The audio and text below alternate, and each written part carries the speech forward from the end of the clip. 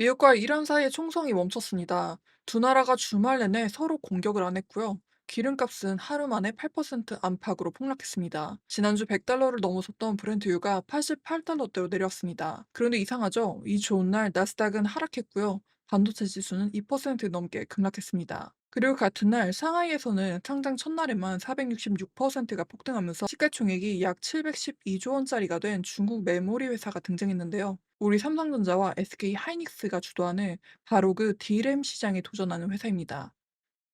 오늘 시장의 질문은 하나입니다. 유가라는 적이 물러난 자리에 새로 들어온 적이 누구인지. 지금부터 설명해 드릴 것들만 알고 가시면 오늘 미국장 다 알고 가실 수 있습니다. 나라의 경제 시선에서 놓치면 안 될 데이터로 확인하세요. 먼저 멈춘 총성부터 확인해 볼게요. 미국이 공습 중단을 유지하는 동안 이란도 공격을 멈추겠다고 전했습니다. 실제로 미국은 13일간 이어온 공습을 금요일 늦게 멈췄고요. 토요일과 일요일에 미국의 공격은 보고되지 않았습니다. 여기에 시장은 즉각 반응했는데요. 간만 미국 원유는 8%가 넘게 빠지면서 82달러 선, 브렌트유는 9% 가까이 빠지면서 88달러 선으로 내려왔습니다. 거래소 정산 종가 기준으로는 WTI가 82.61달러, 브렌트유가 88.36달러예요. 지난주 100달러대를 넘어섰던 걸 생각하면 전쟁이 만든 웃돈을 단숨에 반납한 겁니다. 기름값도 꺼지니 채권도 숨을 쉬었죠. 미국 10년물 금리는 0.03%포인트 가량 내린 4.65% 부근입니다. 여기까지만 보면 완벽한 안도랠리의 각본인데요. 그런데 주가를 보면 이야기가 달라집니다. 다우는 0.51%가 올랐는데 S&P 500은 사실상 제자리고요. 나스닥은 0.18%가 내렸습니다. 경기 민감주는 웃는 모습을 보였고 기술주는 웃지 못한 거죠. 한 가지는 분명히 해둘게요. 이건 종전이 아니라 조건부입니다. 합의문이 없어요. 미국 대통령은 불과 며칠 전까지 역대 최대 규모의 공격을 검토한다고 말했었고요. 그 사이 예멘 후티는 사우디의 석유 시설을 공격한다고 주장했었습니다. 멈춘 건 미국과 이란 사이의 총성이지 중동 전체가 아닙니다. 협상이 깨지거나 공습이 재개되면 이 해석은 통째로 무효화가 됩니다. 호르무즈 백길이 실제로 정상화되는지 공식 합의문이 나온 지가 이 하락을 추세로 만들어줄 절차고요. 마침 오늘 밤 워싱턴에서 트럼프 대통령과 네타냐후 총리가 만납니다. 다음 스텝에 힌트가 나올 자리인데요. 그럼 궁금해지죠? 최대 악재가 빠졌는데 기술주는 대체 뭐가 무서웠던 걸까요? 답은 큰 조각 하나가 상하이에서 나왔습니다. 어제 상하이 증시에서 창신메모리라는 회사가 상장했습니다. 삼성전자, SK 하이닉스, 마이크로네이은 D램 세계 4위 업체인데요. 첫날 성적표가 어마어마합니다. 목표가가 8.66위안짜리가 49위 안에 마감이 됐어요. 하루 만에 466%가 올라간 거죠. 장중에는 55위안까지 갔고요. 최고점이 535%까지 치솟았습니다. 종가 기준의 시가총액은 3조 3천억 위안이고요. 우리 돈으로 환산하면 약 710조 원가량 되는데요. 이 하루로 중국 본토 상장사 시총 1위에 올랐고요. 한때 미국 인텔의 시총도 넘어섰습니다. 여기서 착각하면 안 되는 게 있죠. 이 466%라는 숫자와 710조라는 숫자, 기업 가치의 기준으로 쓰시면 안 됩니다. 상하이 과창판은 상장 후 첫 5거래일간 가격 제한이었고요. 풀린 유통 주식이 6.74%뿐이라서 적은 물량이 가격을 증폭시킨 측면이 큰데요. 정확히 구분하면 이겁니다. 회사는 86억 달러의 실탄을 확보했고요. 시장은 첫날 약 710조 원가량의 몸값을 붙였습니다. 몸값은 흔들려도 금고에 들어간 증설자금 12조 원어치는 실제예요. 진짜 봐야 할 숫자는 이쪽인 겁니다. 그런데 같은 날 중국발 뉴스가 하나 더 나왔습니다. 중국이 자체 개발한 침지형 DUV 노광 장비 생산을 시작해 올해 SMIC와 CXMT 같은 자국업체에 납품할 예정이란 거예요. 노광 장비는요, 반도체 회로를 빗으로 새기는 기계인데 지금까지 네덜란드 ASML이 사실상 독점해온 영역입니다. 메모리의 자본 조달, 장비의 국산화 시도,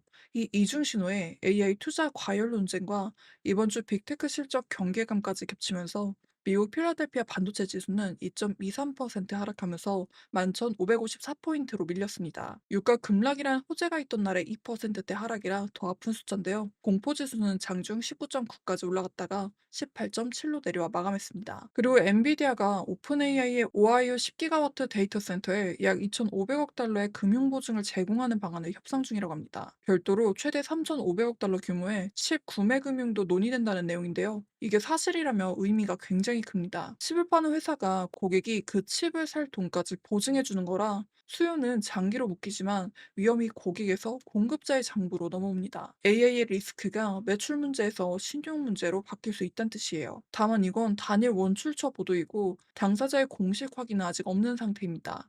공식 확인이나 부인, 그리고 그때 회사채 시장의 반응을 보고 거기서 다시 정식으로 다뤄드릴게요.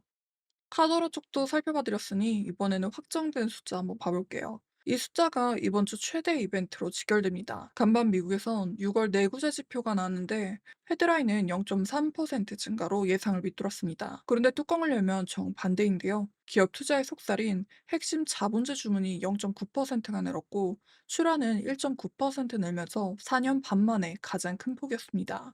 컴퓨터, 전자주문은 3.1%가 증가했고요. 5월 수치도 위로 향했고 1년 전과 비교하면 두 자릿수에 가까운 증가세를 보이고 있습니다.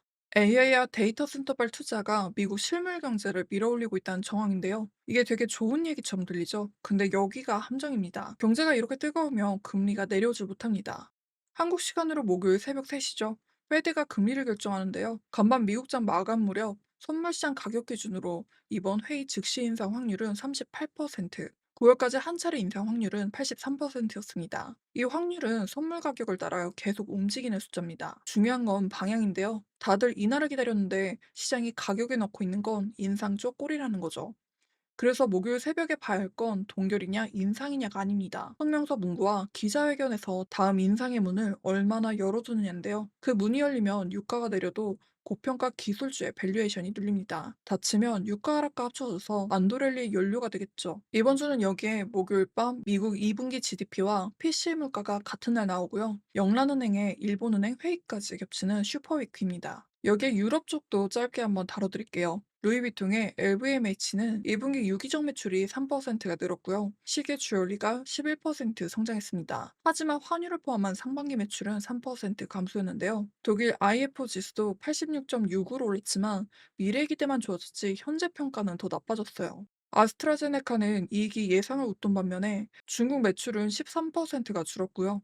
바이오 쪽에선 아르제넥스의 22억 달러 인수가 나왔습니다. 유럽도 결국 같은 그림이에요. 회복은 시작됐는데 어딘가 한 군데씩은 꼭 아픈 데가 나온다는 거죠. 그럼 정리하겠습니다. 오늘 시장의 정체는 안도렐리가 아니라 교대식인데요. 유가라는 적이 물러난 자리에 두 가지 부담이 들어왔습니다. 추가 인상의 문을 완전히 닫지 않은 패드, 그리고 86억 달러의 신규 자금을 확보하고 첫날 약 710조 원가량의 몸값을 인정받은 중국 메모리 업체. 그래서 오늘의 핵심 질문은 이겁니다. 기름값이 내려준 물가 안도감만으로 금리 인상꼬리와 중국발 공급 경쟁까지 얹힌 반도체 밸류에이션을 시장이 지금 가격 그대로 계속 인정해줄 수 있느냐죠. 오늘 한국장 마감은 꼭 보셔야 될 것 같고요. 목요일 새벽 그 답의 절반이 또 나옵니다. 목요일 새벽 3시에 있는 FOMC에서 결정보다는 성명서와 회견을 꼭 보시고요. 다음 인상 문이 열리면 고평가 성장주 부담, 닫히면 안도 연료입니다. 두 번째는 오늘 밤에 있을 트럼프 네타냐후 회담을 시작으로 공식 합의문이나 선박 운항 정상화가 나오는지를 보셔야 합니다. 그게 나와야 유가 하락이 이벤트가 아니라 추세가 됩니다. 반대로 공습 재개나 후티발 확전이면 오늘 해석은 전부 무효화가 될 수 있겠죠. 반도체 지수가 이번 주 반등할 수 있는지도 보셔야겠는데요. 실물 투자 호조가 주가를 되돌리면 AI 국면을 유지할 수 있고요. 못 돌리면 눈높이 조정이 진행 중이란 뜻입니다. CXMT의 이번 주 후속 거래와 우리장 외국인 수급도 같이 보셔야 합니다. 첫날 급등이 유통 물량 착시로 식는지 아니면 외국인의 한국 반도체 매도로 이어지는지가 경쟁 재평가의 진짜 신호가 됩니다. 마지막으로 엔비디아 보증 보도의 공식 확인 여부를 보셔야겠는데요.